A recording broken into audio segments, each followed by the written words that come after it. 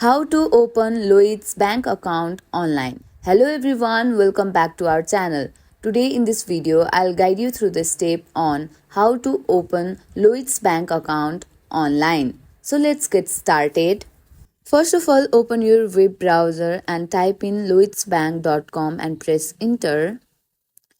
Once you are on the Lloyds Bank homepage, hover over the product and services tab in the top menu.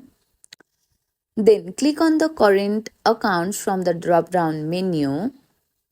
On the current account page, you will see the list of the different types of the account. Take a moment to read through the option and choose the one that best suits you.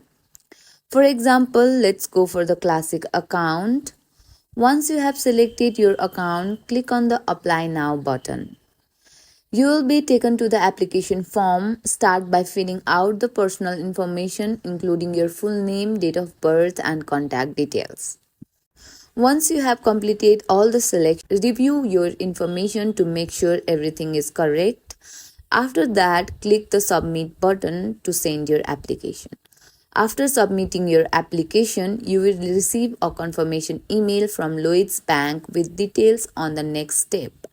They might request additional documents or information, so keep an eye on your email.